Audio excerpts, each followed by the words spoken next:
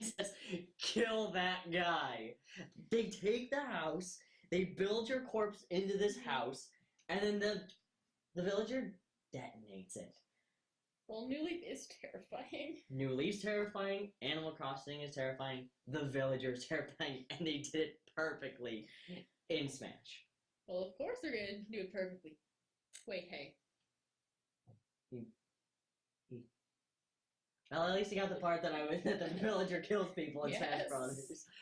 Hi, welcome to Movie Roulette. I'm Chad. I'm Leah. And tonight, we are pretty much doing, I think it's just Rio 2, Yeah. Oculus, and Draft Day. Mm-hmm. Which, personally, I don't want to see any of those movies, to be You perfectly. have to. I don't want to. Deal with it. No, here's the thing, because you got Rio 2, which you know is going to be just a cash cow sequel. Pretty much. It's about them finding the last of the macaws. Oculus is about a mirror that kills people. It's terrifying. It's Sleeping Beauty. The mirror is the villain in this one. And then you got Draft Day, which is about Sports. And drafts. It's a football movie. Yeah. I love football movies. It's sports. So, how are we gonna select now? I think I was talking to you earlier about a random number generator. Yeah. Let me grab that real quick. Okay. So this is what we're gonna do. I got this. Mm-hmm. Basically, here's what we're gonna do: is we're gonna pull up a random number, and we're gonna find out what it's gonna be. So, let's say 1 to 6. Mm-hmm. You know what? What? Let's do 1 to 10. We'll do 1, 2, and 3, and 4 as Draft Day, 5 and 6 as Rio 2, and the rest of the numbers will be Draft Day. Okay, let's see what we get. So let's do this.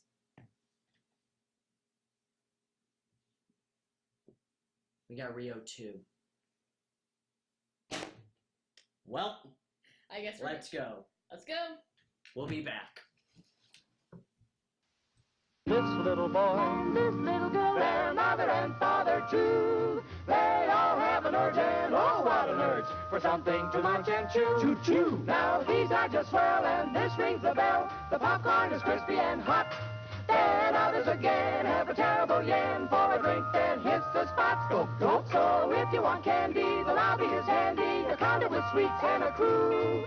With your kind permission, we'll have intermission. We're ready to serve all of you.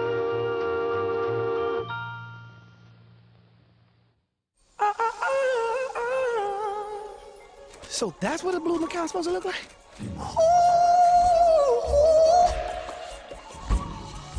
Look at her shining, her feathers they glow. Now the jungle is smiling, 'cause our baby's home. Can you feel what I feel? The day is coming last. Our precious jewel has returned. I'll be the first to say welcome back. Roberto, Oh, welcome back. I said, welcome, welcome, welcome back. Rio 2, April 11th, rated G.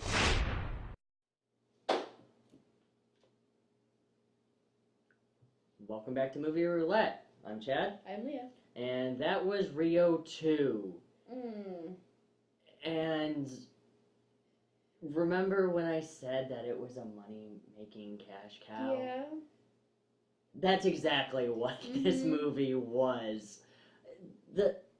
First off, the entire movie premise is pretty much the birds wake up one day and they discover that they're not the only species of blue macaws. They're not the last of the blue macaws. Yes. If you recall from the first movie, the actual birds were Blue and Jewel. And they were the last two macaws. Last two blue macaws. And Rio 1 was actually really strong. Now what I can say about this movie, though... I haven't seen Rio 1, but I take your word that was a lot better. It was. Rio 1 was actually a lot more interesting. It sounded like it had a better purpose than this movie. It does. Here's the thing. With Rio 1, the first Rio, you had them being the last of their species, and they are trying to survive as being the last species in the city. And that's the entire movie. Yeah, there's fun, there's dancing, there's Anne Hathaway and Jesse Eisenberg being not Jesse Eisenberg.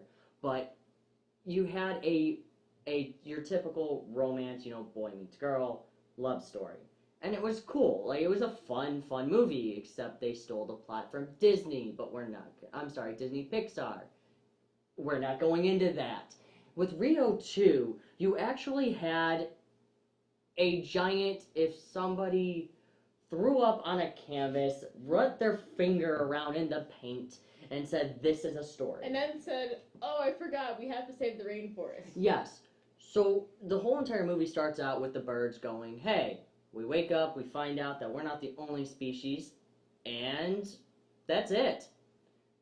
That is the entire movie. They decide they feel like going on an adventure.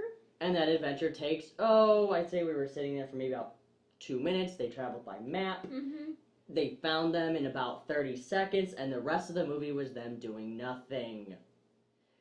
See, you had four main sub-stories in the movie, if you recall. You had Nigel and the Frog. You had Bruno Mars being the jealous ex-Roberto boyfriend. And then you had the father-blue relationship, and I think I'm missing one. The human plot. Oh yeah, the rainforest, which you would actually be probably gagged by this one. It was so environmentally stupid that it made you not want to save the rainforest. Yeah. It was pretty just weird. Felt like the people were just thrown in there. I agree, but what did you think of the movie all in all? Well, overall, the animation is great. The environment is great. I wish they would have explored it a little more.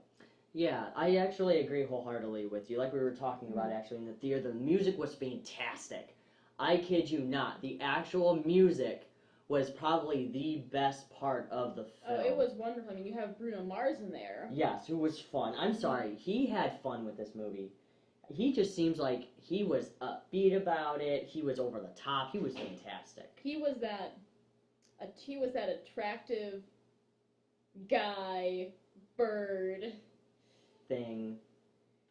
And then you had the father and the father bonding with Blue. I wouldn't call it that. I wouldn't call it that either. It was more of the father was harassing Blue the entire time. Now, with that being said, though, I can give Rio 2 some credit.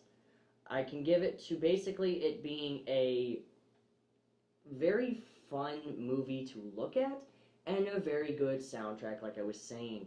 Other than that, though, the acting was kind of mediocre. Yeah, besides Bruno Mars. Besides Bruno Mars, everybody else was pretty much like, all right, this is the paycheck, let's go home. Yeah. After that, though, the whole movie did really fall apart.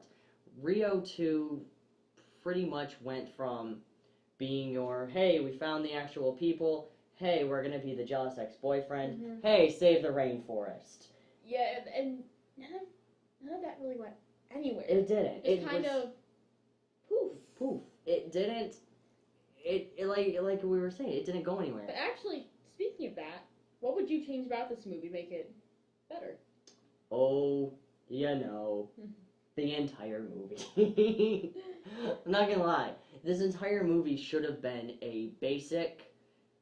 I would say if you took out the entire portion of saving the rainforest, you gave, maybe you made a kidnapping. Maybe they kidnapped the birds.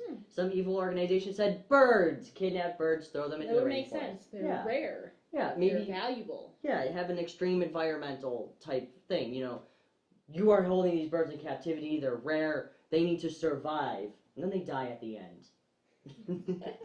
No, but in all honesty, though, if you would have taken that and the birds just needed to survive, Jewel and Blue, and then you had maybe the side story characters of the two humans going to look for them, that would have made a better movie. And after all, they're concerned. Yeah. That basically their children got kidnapped. Their children got kidnapped, or Blue and Jewel got kidnapped?